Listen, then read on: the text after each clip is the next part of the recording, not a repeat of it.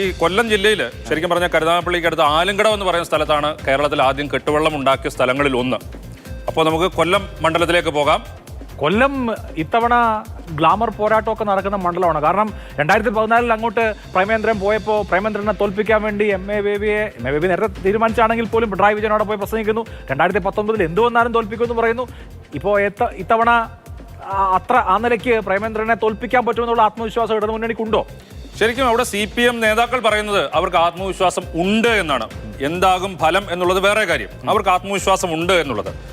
ഇതിന് മുൻപുള്ളതിനേക്കാൾ CPM CPI ബന്ധം ആ രീതിയിൽ ഉറച്ചിട്ടുണ്ട് എന്നുള്ളതാണ്, നല്ല രീതിയിൽ മുന്നോട്ട് പോകുന്നുണ്ട് എന്നുള്ളതാണ് CPM നേതാക്കൾ പറയുന്ന ഒരു കാര്യം.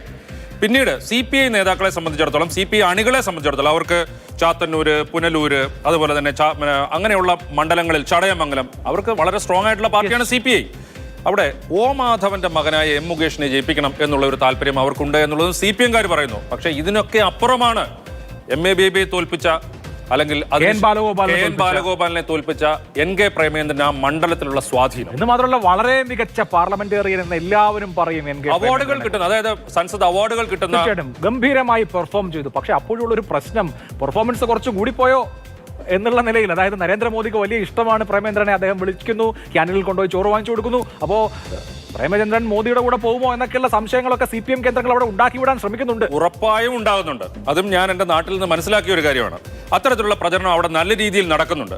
കഴിഞ്ഞ തവണയും ഇത്തരത്തിലൊരു പ്രചരണം ഉണ്ടായിരുന്നു. പക്ഷെ അത് ഏശാതെ പോയതിന് കാരണം വലിയ രീതിയിലുള്ള രാഹുൽ ഗാന്ധി വേവ്, ന്യൂനപക്ഷ വോട്ടുകളുടെ ഏകീകരണം, ഇതൊക്കെ കൊല്ലം ജില്ലയിലും നല്ല രീതിയിൽ ഉണ്ടായപ്പോൾ അതിനകത്ത് മുങ്ങിപ്പോയി. ഈ ബൈപ്പാസ് ഇനാഗുറേഷന് പ്രധാനമന്ത്രി വിളിച്ചതുമായിട്ട് ബന്ധപ്പെടുത്തി NK പ്രേമേന്ദ്രനെ ബന്ധപ്പെടുത്തിയുള്ള വിവാദം. അല്ല, ഈ പ്രേമേന്ദ്രനെ സംഖ്യയാക്കി ജയിക്കുക എന്ന് പറഞ്ഞ തന്ത്രം വിജയിക്കുമോ? വേറൊരു പ്രധാനപ്പെട്ട കാര്യമുള്ളത്, BJP-യുടെ സ്ഥാനാർത്ഥി ആരാ? അതൊരു വലിയ ഒരു ചോദ്യമാണ്. കാരണം കഴിഞ്ഞ തവണ 10% വോട്ട് കിട്ടിയ മണ്ഡലമാണ് കൊല്ലം. അതിനു മുൻപ് വെറും 6%.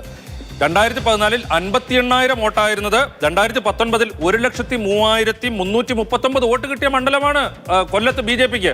അതും കൊച്ചിയിൽ നിന്ന് വന്നൊരു സ്ഥാനാർത്ഥിക്ക്. അപ്പോൾ ഇത്തവണ കുമ്മനം രാജശേഖരനെ ഇറക്കിയാൽ അതിൽ കൂടുതൽ വോട്ട് പിടിക്കും. പക്ഷേ അതിൽ കൂടുതൽ വോട്ട് പിടിക്കാനുള്ള താല്പര്യം BJP-ക്ക് ഉണ്ടോ എന്നുള്ളതാണ് എനിക്കറിയേണ്ടത്. അവിടെ CPM-കാര് വളരെ ഫലപ്രദമായിട്ട് ഇറക്കി വിടുന്ന മറ്റൊരു പ്രചാരണമുണ്ട്. അവിടെ NK പ്രേമേന്ദ്രന്റെ അദ്ദേഹത്തിന് താല്പര്യം അനുസരിച്ചായിരിക്കും BJP സ്ഥാനാർത്ഥി വരുന്നത് എന്നുള്ള പ്രചരണം പോലും CPM ഉപയോഗിക്കുന്നുണ്ട്. എന്തായാലും BJP-ക്ക് സ്ഥാനാർത്ഥി ആവാത്തത് അവിടുത്തെ ഒരു രാഷ്ട്രീയ ചർച്ചകളെ ചൂട് പിടിപ്പിച്ചിട്ടുണ്ട്. നമ്മൾ ഒരുപാട് നേരം ക്ഷമിച്ചിരിക്കില്ല. യെസ്, കൊല്ലത്ത് എന്ത് സംഭവിക്കും പറയൂ. കൊല്ലം 13% വോട്ടിന്റെ വ്യത്യാസത്തിലാണ് M മുകേഷിനേക്കാൾ ഇപ്പോൾ NK പ്രേമചന്ദ്രൻ മുന്നിൽ നിൽക്കുന്നത്. നോക്കൂ, NK പ്രേമചന്ദ്രൻ 49% വോട്ടുകൾ സമാഹരിക്കുമെന്ന് ഈ സർവേ പറയുമ്പോൾ 36 ഉള്ളൂ മുകേഷ്. വെറും 14%. പക്ഷെ അത് കഴിഞ്ഞ തവണത്തേക്കാൾ കൂടുതലാണ് BJP-ക്ക് കിട്ടുന്ന വോട്ട്. 10.67% നിന്ന് അത് 14%. ഇല്ലാത്ത സ്ഥാനാർത്ഥി ഇല്ലാഞ്ഞിട്ട് കാത്തിരിക്കുന്നു 14% പേർ. 14% പേർ സ്ഥാനാർത്ഥിയെ കാത്തിരിക്കുന്നു. പക്ഷേ NK പ്രേമേന്ദ്രൻ നോക്കൂ, നമ്മൾ പലയിടത്തും കഴിഞ്ഞ തവണത്തേതിൽ നിന്ന് വ്യത്യസ്തമായി കുറച്ച് ക്ലോസ് ആയ അല്ലെങ്കിൽ ഏകപക്ഷീയമായ മത്സരം ഇല്ല എന്ന സാഹചര്യം ഒക്കെ കണ്ടു. ഈവൻ ചാലക്കുടി പോലെയുള്ള മണ്ഡലങ്ങളിൽ പോലും 5-6% വ്യത്യാസമേ ഉള്ളൂ പല മണ്ഡലങ്ങളിലും. പക്ഷേ ഇവിടെ 13% വ്യത്യാസം എന്ന് പറഞ്ഞാൽ ഈ പറഞ്ഞ പ്രചാരണങ്ങളൊക്കെ ഉണ്ടായിട്ടും NK പ്രേമചന്ദ്രന് തൊട്ടടുത്ത എതിരാളിക്ക് മേലുള്ള ലീഡ് വളരെ വലുതാണ്. ഒരു കാര്യം ഞാൻ ഉറപ്പിച്ച് പറയാം, ഈ 13% മാർജിൻ ഉണ്ടാകാനുള്ള സാധ്യത, 1,00,000 മുകളിൽ ഭൂരിപക്ഷം ഉണ്ടാകാനുള്ള സാധ്യത കുറവാണ്. എന്തായാലും നമുക്ക് കൊല്ലത്തിനെ സംബന്ധിച്ച് ഇപ്പോ P-മാർക്ക് പറയുന്ന സർവേ അനുസരിച്ച് വലിയ വ്യത്യാസമാണ്. NK പ്രേമചന്ദ്രന്റെ ആധികാരികമായ വിജയമാണ് കൊല്ലത്ത് പ്രവചിക്കുന്നത്.